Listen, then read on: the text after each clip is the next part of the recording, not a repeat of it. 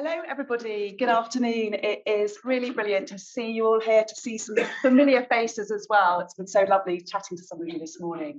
I hope you've had a really brilliant morning. I'm Karen Danker. I'm head of coaching. Don't want to keep you included. I'm head of coaching and community at Career Returners.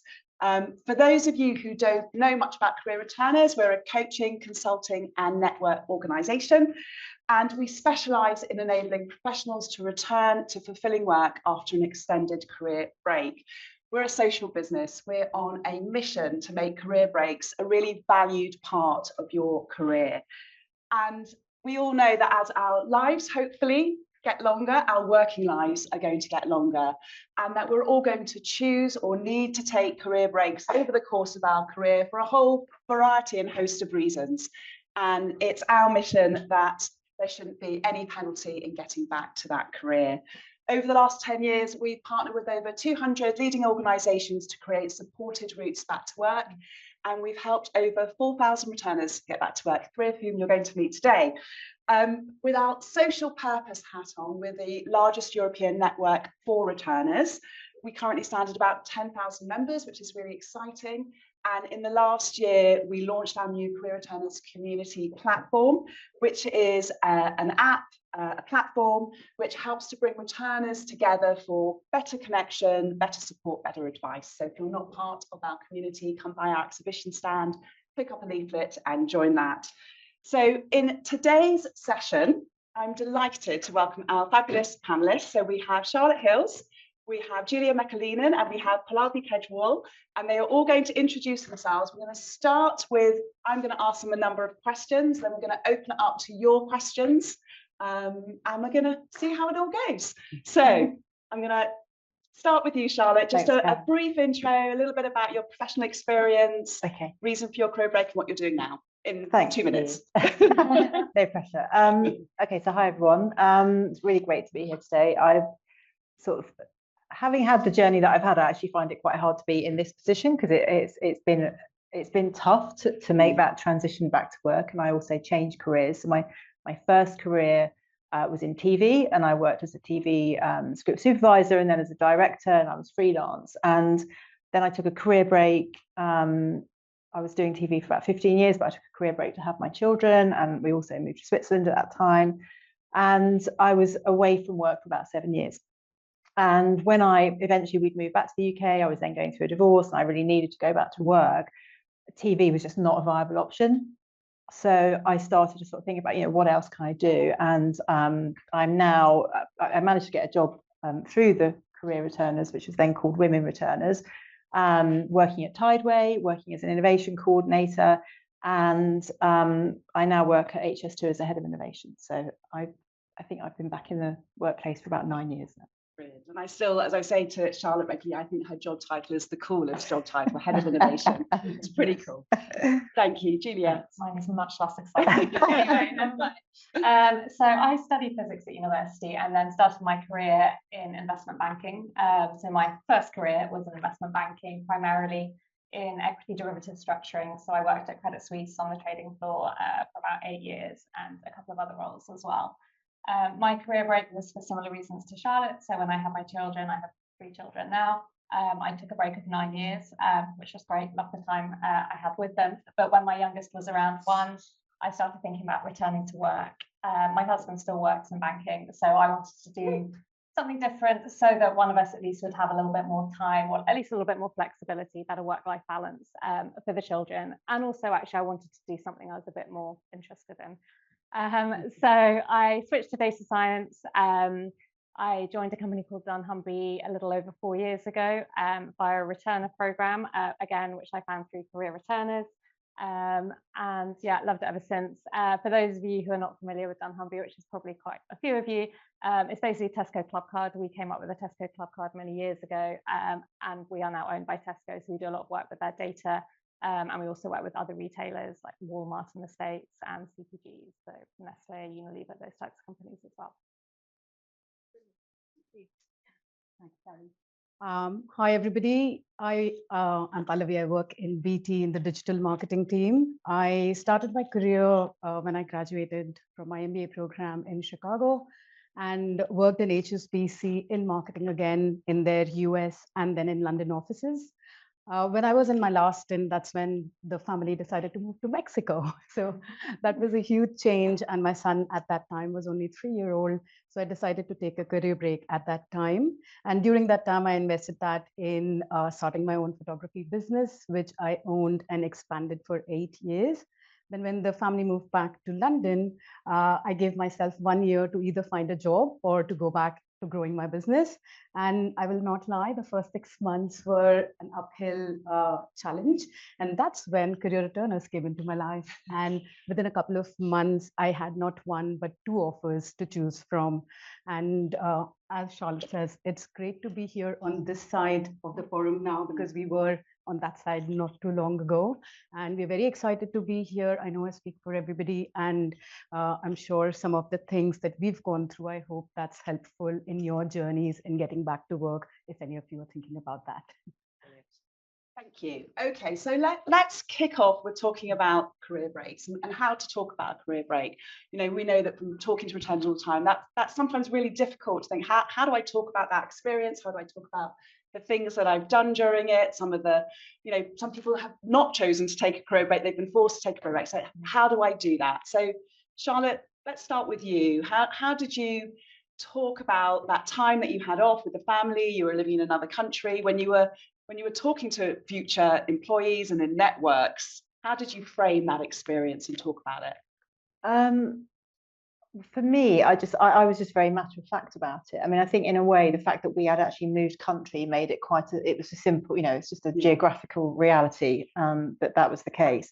I also don't think you should apologise for raising your children, and I think there's a bit more acceptance about that now. I think you know, my CV, I just wrote, you know, career break to raise family, the end. You know, for me, the biggest challenge really was about reframing my prior experience, because I knew that I didn't want to go back to TV, or it just wasn't really viable.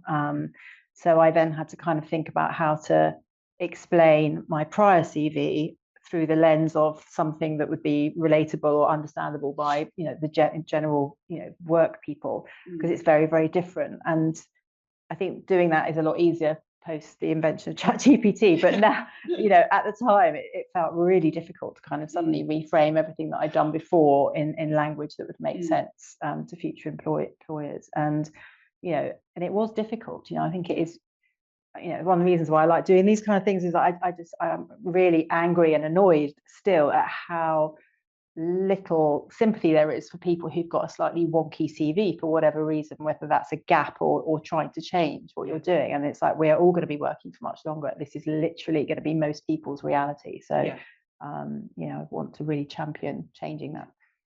And so how did you do it? You know, you had this really successful TV career behind you before the break. What were the links that you tried to draw out from that experience when you were then exploring new opportunities that were very different? I mean, I'd hate to sit here and sort of make out I had any kind of strategy. I really didn't. And the first thing that really happened was, you know, firstly, sort of thinking, well, can I make TV work? You know, so sort of trying to do that. Then you have that horrendous experience. You sort of realize I'm struggling, having had a break, to even get in at a lower level doing what I've got loads of experience doing. And that's really depressing. And you sort of, I found that really shocking. But I kind of get it's that whole thing. I think many people probably can identify with that. You know, nobody wants to have somebody working for them who's actually got way more experience than they have. And again, it's just a really difficult thing psychologically to get through. But so there was no great big strategy. That was that was the first thing. And then it was really, you know, just kind of looking for different opportunities. And, you know, I was looking 9-10 years ago.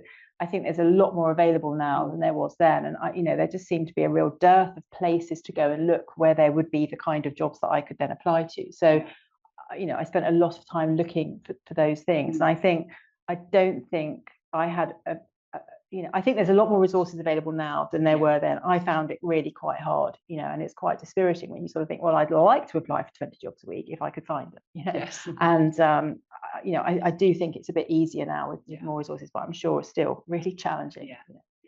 Brilliant. And Juliet, I guess similar in terms of you switched to something completely different.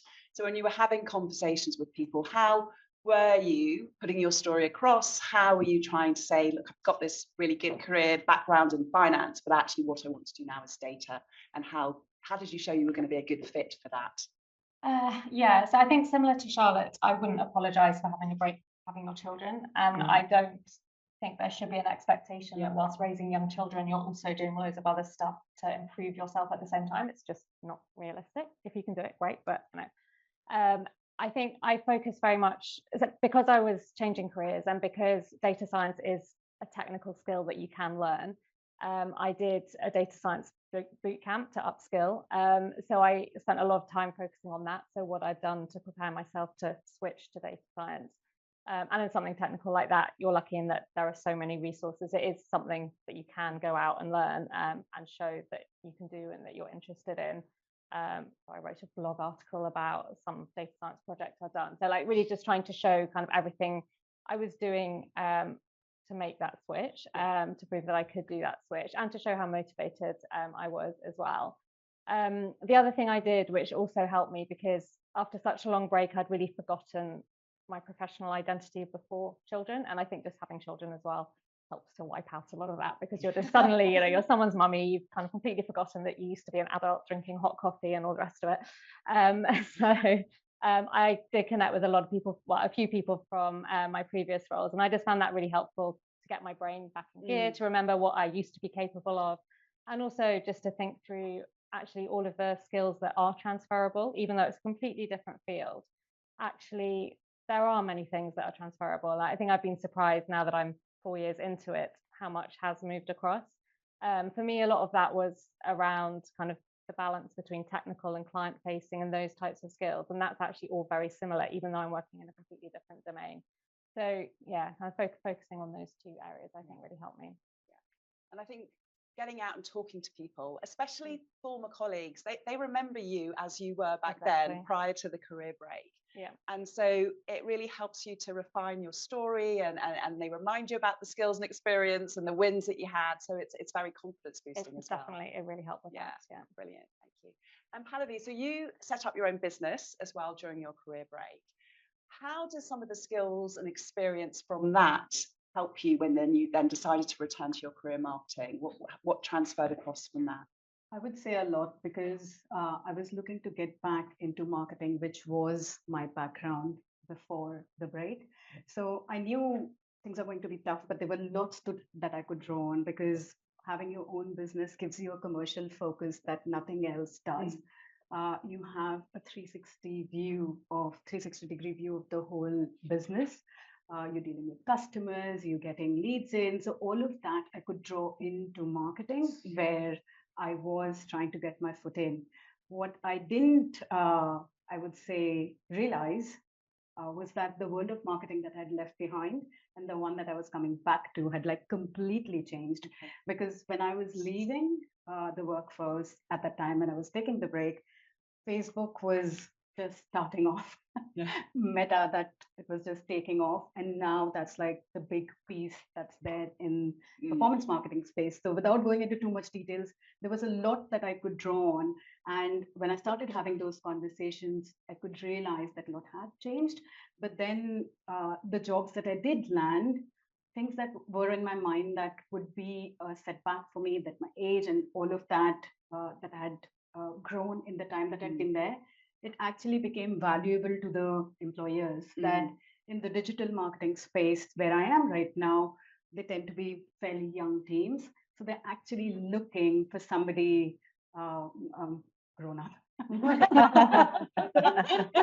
to come back and balance the equation, I would say. So there was lots that we could draw from. And the fact that I was a parent as well, from mother of mom. Mom of one, I grew to mom of two, and that gives you multitasking skills that no job on earth can. So there's lots that we could draw from, really. Yeah, and I think just talking to all the employers that we work with, they so value that different perspective, that maturity, that different place that returners have come from, and the value that brings to the teams they have. It just helps teams be more creative, think out of the box, all of that good stuff. We know from our work with returners that there's so many different types of barriers that returners face. You know, some of them are internal around, you know, that dip in professional confidence when you're not working. Some of them are the external barriers, the recruiter bias that people come up against when recruiters see that gap on the CV. What were some of the barriers that you faced when you were looking to get that? And we'll start with you, Julia, on this one. For me, the biggest barrier was an internal one, so it was loss of confidence, imposter syndrome. I was actually quite surprised. I didn't think it would be as bad as it was, but it was pretty tough at times, I'm not going to lie. I think the combination of the break and also trying to go out there and do something different, I really struggled with confidence. And even once I had started the job, it was still something that was there. It's much better now, I'm pleased to say. It still rears its ugly head now and again, but it is much more under control. I think it's a very normal thing, obviously, as well. As I've said, I'm just reaching out to previous colleagues really helped me, because it did remind me that I could do a job before and was quite good at it at the time. What else helped with it? I guess the training I did actually did help me as well, because it showed that I could do that. It was something completely different, that I could still learn new things. But yeah, that was hard. What about you, Charlotte? I mean, the confidence thing is huge, I think.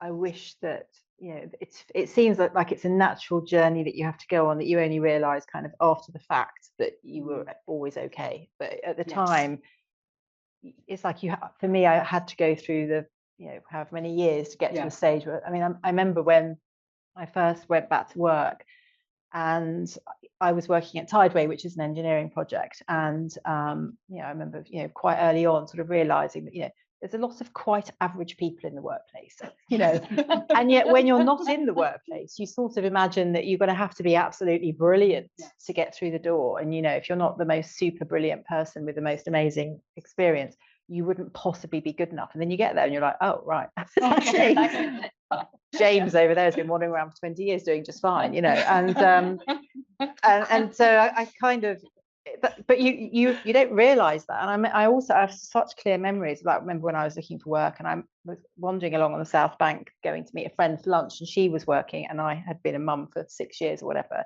probably looking quite bedraggled, and seeing everyone walking along with great purpose to their lunch meeting or back to the office or whatever, and realize, and I just felt so outside of all of that, and it's very difficult to sort of think, they might not have a great big meeting to go to, but you feel like they do. And actually the reality is, you don't have to be Miss Superwoman to get a job. It feels like that, but I mean, I'm a big believer, it's a numbers game. Just keep going and not be put off. So internal barriers, the confidence and just the self-perception thing is big. And I also just think, just the reality that you say the thing about people wanting diversity and different perspectives and stuff, and they say all of that, and once you're in, they do say that. But I think at the recruitment process, it's very difficult to get past the barrier of people thinking they want a very certain kind of candidate and not being able to look more broadly. I just recently, I mean, it's annoying because of various things going on at HS2, it has not ended in a job, but I was recruiting for somebody in the team, and I advertise the role in a group that is specifically for people who are working in TV, who are looking to get out of TV, because there's an absolute dearth of work in TV at the moment. And we interviewed this person, and she only got through to the interview stage because I'm highlighted to HR, I want you to be open to that, because I've put it in a Facebook group, and there's going to be people applying who will not have any experience, but it's a junior role, and I really had to flag it to her, and this person made it to interview, and they were the best candidate by a long way. But I know, had I not said that, she would not have made it through to that point, and that's really frustrating. And I don't know how you make that change universally, of like, just to be more open-minded about who you look for. Yes, well, that's what we are campaigning and advocating for all the time, because from the people that we meet, the talent is fantastic, and everybody's upskilling and evolving all the time, so it shouldn't matter that you've had a break and you need to do a bit of upskilling as well. What about you, when you were looking, Pallavi, to get back to work? Did you come up against any external bias from having had that break? Yeah, so that's where I think I would say I would differ, because internally I was extremely confident. not to sound cocky, but then I had my own business, and so I was confident that I could draw on my experiences. Yeah. It was the external barrier that the jobs that I was applying for, even junior jobs that I thought at the time that I definitely had the skill sets for. I was either too junior for them, and the senior jobs which were the ones that I had, the level that I had left behind when I took the break. There, I was like, didn't match up to the skill sets that were expected today. So I would say my barriers were more external, but the more those conversations, each conversation was really moving me closer to the job that I finally wanted. I would say that the feedback that I was getting from each conversation, that was absolutely amazing. And with each conversation, I was honing my story, and that helped me get through the external barriers. Yeah. Yes. And I think sometimes we think if we don't get an opportunity, that's a failure in itself. But actually, there's so much learning in the stuff that doesn't go according to plan, and you kind of take it away and you reflect on it and you refine what happens next. I would say, and it's the mindset that you're feeding yourself that is just so important, because if you look at every job and every interview that you get, and if you're expecting a job to come out of every single conversation that you're having, you're setting yourself up for failure. You have to look at every conversation as an opportunity that is moving you closer to your final role that you will land. In the process, you will also yourself become clearer about what is it that you want. Like for me, it was very important to come back home at night and be with my kids. So there were jobs out there that required me to travel, but I didn't want to take that. So it's every conversation makes you clearer about what your own value system is. What are you ready to trade off in order to get what you want? So I would highly recommend having those conversations. Okay. Navigating that route back to work can be really challenging though. Julia, for you, what was your path? What was your approach? You've done this upskilling. Had you always thought that a returner program was going to be the way forward, or were you looking more generally in the external market? I did look more generally, but once I found out about returner programs, it seemed the easiest and most obvious path. So that's where I focused my time and attention in applying to jobs. I feel very lucky actually to have joined via a returner program. So the way it was structured at Dunnhumby, it was like a 6-month returnship. So no commitment on either side after that, but obviously the intention was to convert it into a full-time which is what happened. And they provided coaching alongside by career returners, Karen, in fact, which was really helpful, actually. It was nice because there was a small cohort of us all in a similar position in different roles across the organisation, but we did the coaching together, and that really just helped ease the transition. And actually, I think my manager had had coaching before as well about easing the transition. So I started with everyone kind of being aware that I'd had a break, I was given a buddy, and so on. Which just made it much less daunting actually before I started. I mean, once you're in, actually you realise, okay, nothing's really changed that much. Microsoft Office has moved on a bit, but I can still use it, whatever it is. But just having that kind of support network when I started was really, really helpful. I made it much less daunting. And for you, Pallavi, as well, a slightly different type of program that you came back to. Do you want to say a little bit about that? Yes, so I would like to echo what you said though. With BT, we had a returner cohort. We were a big group of 18 people. That was the biggest that BT had invested in that year. So I would say that we also started with amazing coaching that career returner plans during those early days, and that's just so helpful. We had a buddy as well, but it was the 18 cohort that we had of 18 people that was really the game changer for each of us, I would say, because we were all a safe space for ourselves to learn from. One of the person who'd had the longest break is a lady who's had a 20-year career break, and she was the most switched on when it came to YouTube videos and learning something. So she really helped us upskill on the job as well. So it was just amazing to see the talent that we had within us in our group. And that gave us all a lot of confidence alongside the amazing program that BT had put together to set us up for success. and you came back via supported hiring, which is different to returnships. So supported hiring is where an organisation brings you in on a permanent basis, Yes, that's right. and then provides that transition support to help get you back up to speed. Whereas returnships, you come in on a 4 to 6 month temporary contract with the view that if it all goes well for both sides, it then converts to a permanent role. So there's different types of programs. On Tideway, I think, was also a returnship. Yeah. Same. So you get the job offer. You maybe have a couple of months, not sure how long you had before you started. How do you prepare yourself for going back? You know, you've all had, I think it's a minimum of 6 years break, up to 9. So it's quite a long time out of the workforce. What do you do in those months before to kind of get yourself in the right frame of mind? For me, I mean, I was still being, a full-time mum, so you're, mostly doing that. And I had to find an au pair, which was a big thing, and get my children used to the idea. And it was quite, I mean, children are just hilarious, obviously, in that before I got a job, I remember one of my daughters, I've got twins, and one of them had said to me as I was walking out of school, why don't you have a job like the other mums? Just like, thank you for that. As soon as I got a job, was not happy about that at all, Reality hit. Yeah. What is this outrageous update to my life? And so I had to sort all of that out, and just getting a work wardrobe was another big, shock to the system. But yeah, and I didn't do anything particularly, I was really excited about it. So yeah, I'm very nervous. Yeah. What about you? Yeah, similar. I think I started in September, so it was the summer holidays. Okay, so quite busy, but yeah, sorting out the practical side of it, the logistics. How's it actually going to work with childcare? Trying to set it all up, I guess, so it was going to be as smooth as possible from a home life perspective, so I could focus on the going back to work. Definitely spent too much time worrying about what to wear, which as soon as I walked into the office, I was like, okay, it really doesn't matter. Yeah. But still, it was good to go shopping. But yeah, otherwise nothing really in particular, I don't think. Yeah. I just turned very, very lazy during that time.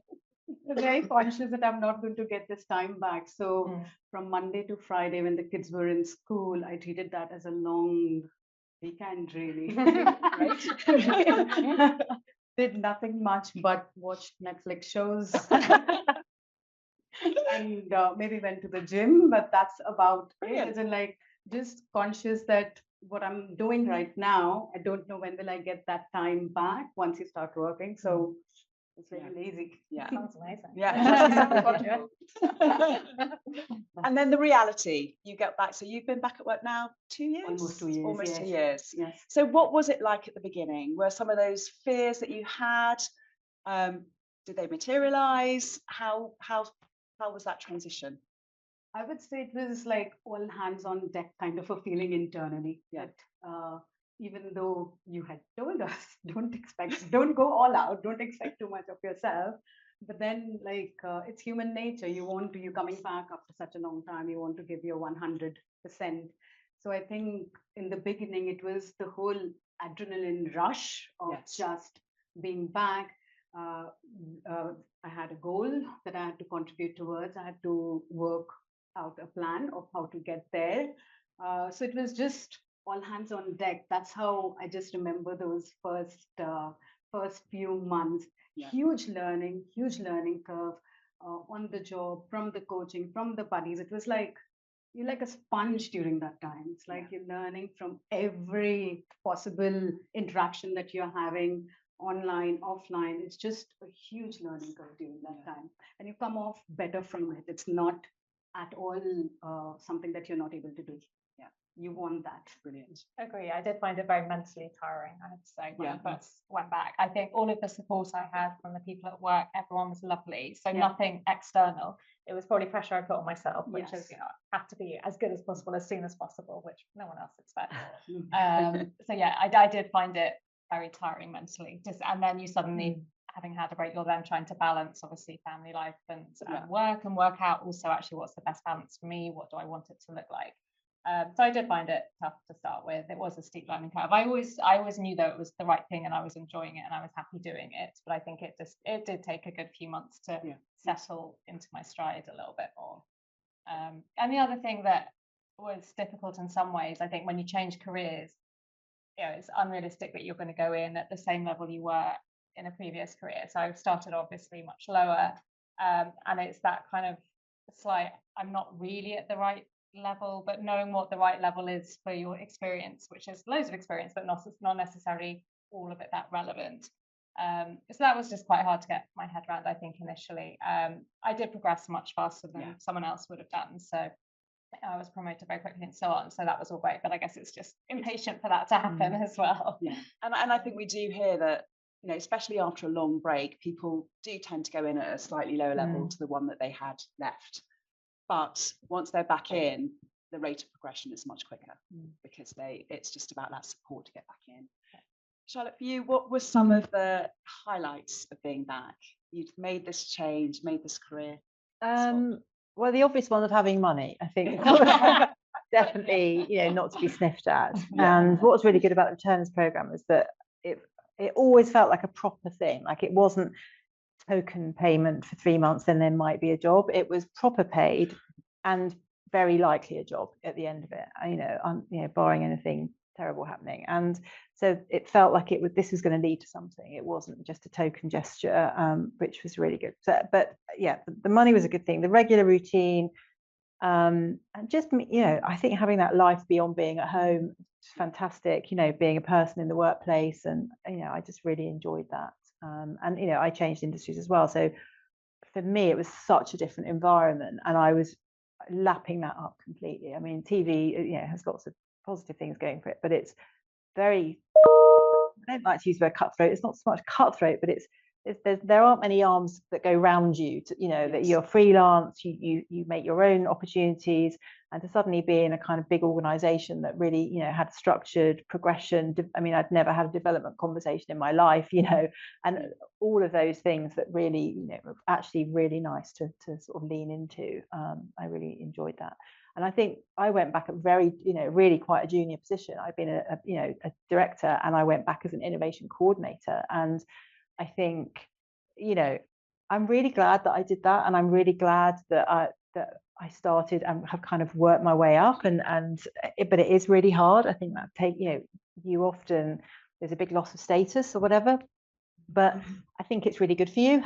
Weirdly, I think it's good to have made that journey. I feel really proud of what I've achieved. And you know, I think there were people in my cohort in the returner program who really struggled with that, actually, with the kind of, I shouldn't be doing this menial work kind of thing. And I think it's good to kind of realize this is just a snapshot of your career. Like you're not stuck in this position. You're just starting off, you know, and it's okay. Yeah. So yeah. So I remember, Charlotte did a podcast episode with us. So for those of you that haven't found our podcast, you can find our podcast on Spotify. And she was brilliant. But I remember you saying on the podcast about how when you were chairing meetings in your new role, how some of those skills from being in TV, you really felt they really came into the fore in this new environment. Do you want to say a little bit about that? Yeah, I mean, I think you spoke earlier, Julia, about transferable skills. It took me a really long time to recognise that I'd had transferable skills, and of course you hear everyone talking about it, and I'm just like, yeah, it doesn't apply to me. I worked in TV, it doesn't transfer to anything.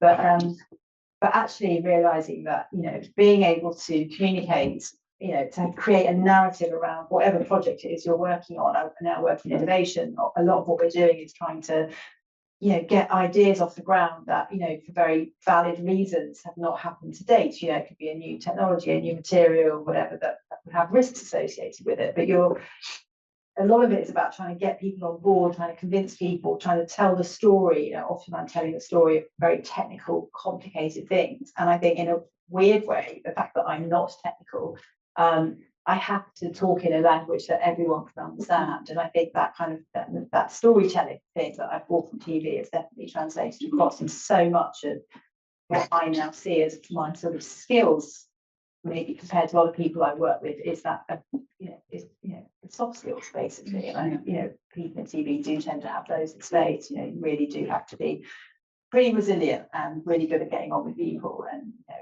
sometimes very difficult people. Yeah, so you encounter them everywhere. Yeah, brilliant. I call them essential skills. Yeah, they are. When you think back, so it's been a couple of years for you, 4 years for you, it's been a bit longer, 9 years, okay. What are things that you are really proud about, I guess, both personally, but also professionally in your returns? So I would say there's two sides to it. One is personally just having a home life that is still thriving, and I've not broken my children by going back to work. So that's been great on the personal front. On the professional front, there are few. One, I was recognized as once to watch in the team, and we are a big 200 strong team. So that gave me a lot of confidence that there's still more to come. This is the start of the story again, not the end.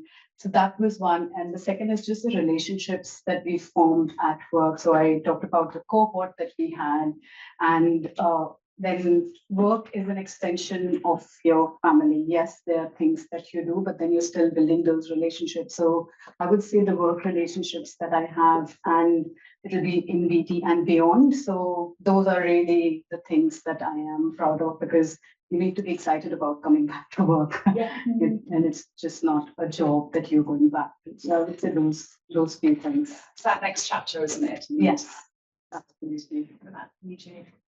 I think just doing it and hopefully still doing it. As you say, yeah, just I think I have found a pretty good balance between work and life, and I'm happy with that. I feel like I'm doing well in my career now, my second career.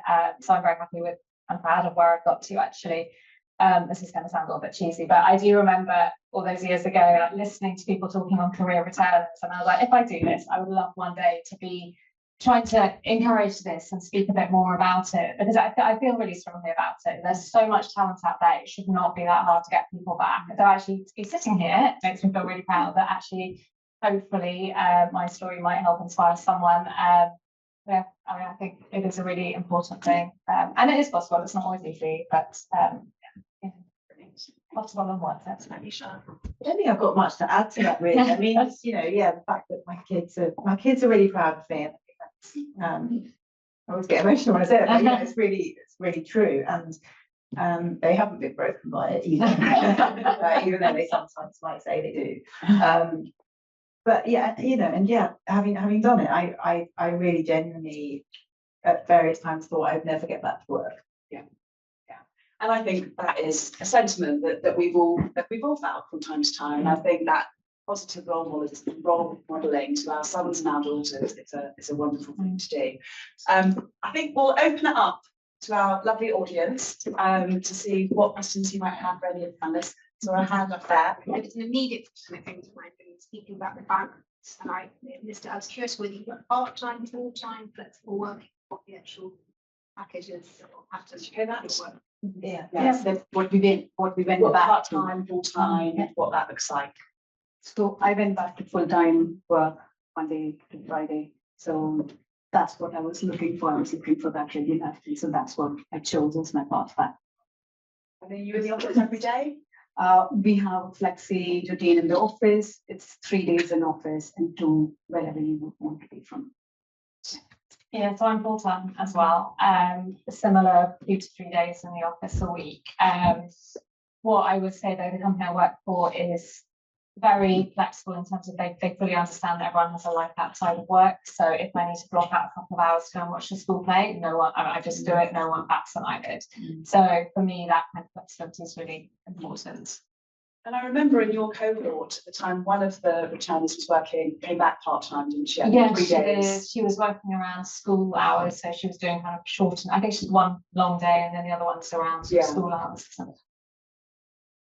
I went back at 4 days a week to start with, and I think that was the minimum that they wanted on the returner program. And of course, mine was kind of through before COVID, so it's kind of life before COVID, where I was working from home 2 days a week, which was nobody else was doing, and felt unbelievably lucky. But now I'm full time basically, and I'm in the office 3 days a week, which is actually, I find that quite tough, but good as well. It's good to be in the office, but it is hard. I think, sorry, Karen. I would just like to say that when I took the break, that time I remember asking my manager that if I could work from home 2 days a week.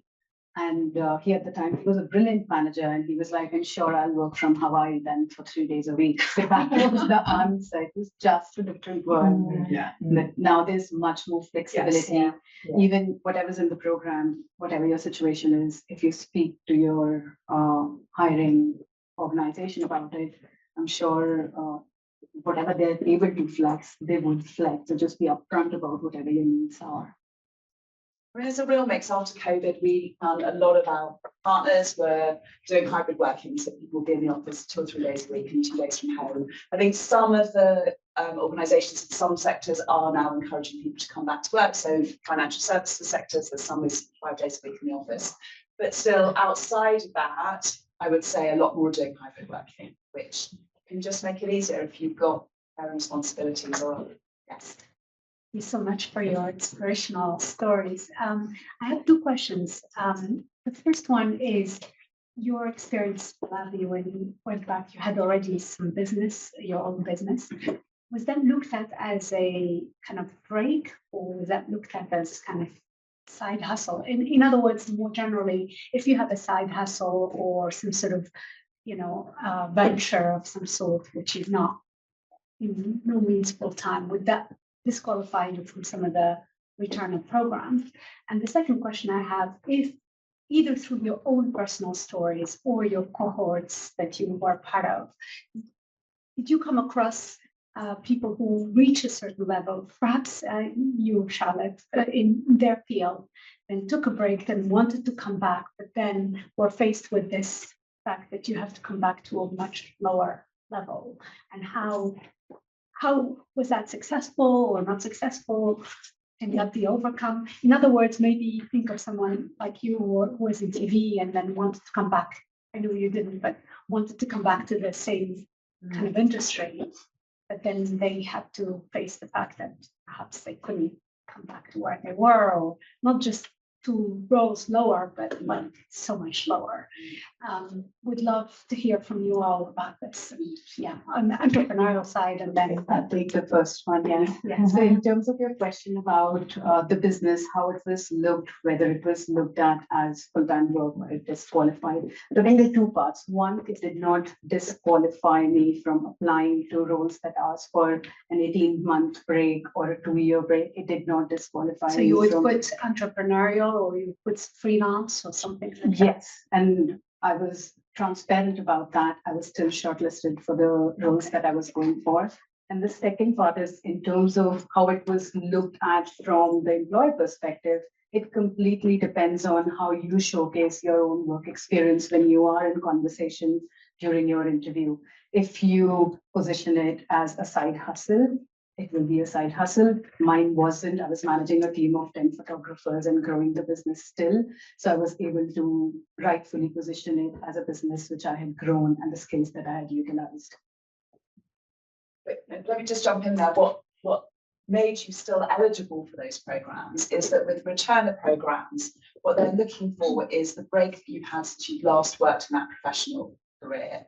So you're looking to return to your career in marketing, and you've not done that for 2, 5, 10 years. And during that time, you may have done other work, you may have set up a side hustle business.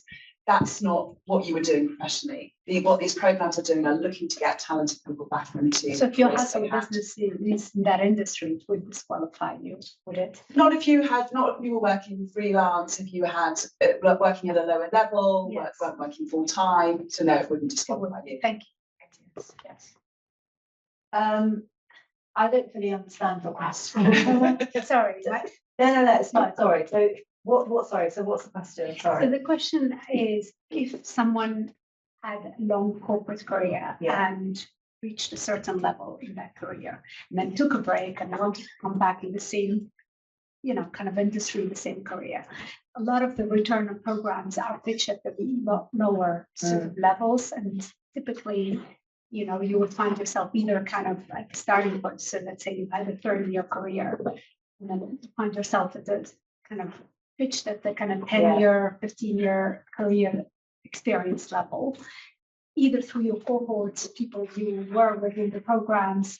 How was that overcome, or how did these people got discouraged from applying because of that, or how were they successful in their returnship? Yeah, Are companies in looking my for that? cohort, we had a couple of people who had like, director level jobs in construction industry or things like that, and had come back as a project manager. So, but significantly lower positions. But I think I remember, all of the jobs kind of pay, I mean, it's ridiculous, but we're sort of around the 50K mark, sort of as full-time jobs. So they, to me, like, okay, it might have been lower than what you're doing, but that's not to be sniffed at. That's not bad. And so they were all serious jobs, and I think they all felt as though they were things you could grow from. They were not. They were not insignificant. Mine one, I came back as a coordinator in the innovation team, so it was very, very difficult. But in a way, then I just want to get on with it. Roll my sleeves up and get on with it. I think, so I think a lot depends on how long you've had out. So you've had a significant break, 5, 10, 15 years, which many people in our network will have done. You're not necessarily going to get in at that level that you left at. And some of these programs will provide that stepping stone in, of which you then progress pretty quickly once you're back in. There are other partners that we work with that don't run programs as such, that bring people in individually, and those could lead to much more senior level roles. It's called supported hiring, more BAU hiring, and it's sort of taken on an individual basis. And then if they advertise through our network, we would then provide that coaching support to help with that transition back. So I would say a lot of the cohort programs are at that mid to senior level, serious kind of jobs. But I guess for the more senior level, it may well be individual hiring that they're bringing people in at to recognise. And those are accessed to different type of programs in your platform. Yes, exactly. So one would reach out to your platforms to see. Yes, join our network. Come and see us. So I'm very conscious that we're nearly out of time, but before we are, come and see us afterwards. Yeah, I just want to ask our fantastic panelists what their sort of top tip would be as you guys are thinking about getting out to work, changing careers. Start with you. Yes. Thank you. I would say that the conversations I talked about, absolutely, please go get out to your network, let them know you're looking to come back to work. That's definitely number one. Number two, I would say is listen to podcasts. Mine is listen to podcasts.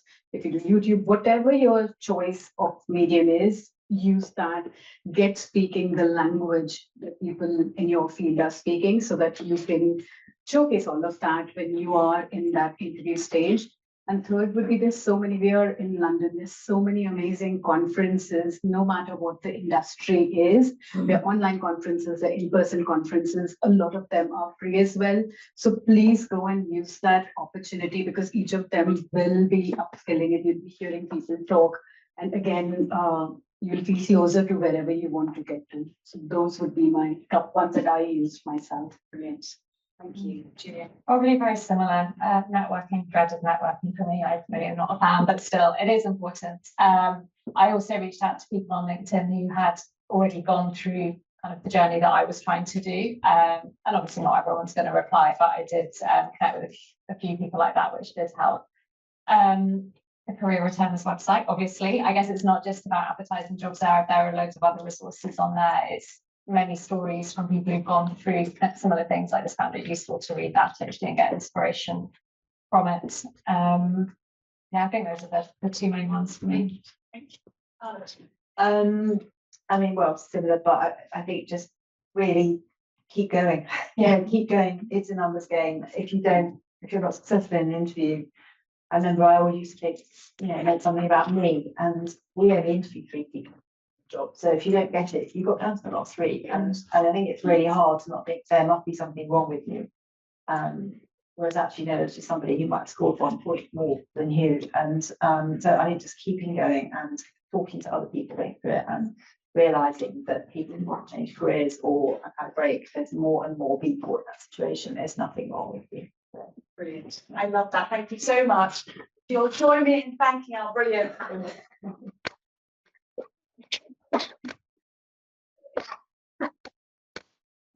And a token of appreciation. So our co-founder Julianne Miles has just written the book that she's been wanting to write for the last 10 years, which is called Return Journey: How to Get Back to Work and Thrive After a Career Break. So thank you very much, Karen. They're all been personalised. And whatever stage of the return journey you are at, it gives you helpful tools and advice and guidance. But come and see us as well. If we didn't get around to answering your question, do come and see us, and just wish you the very best of luck on your return. Let us know how you get on. Well done, Karen. Thank you.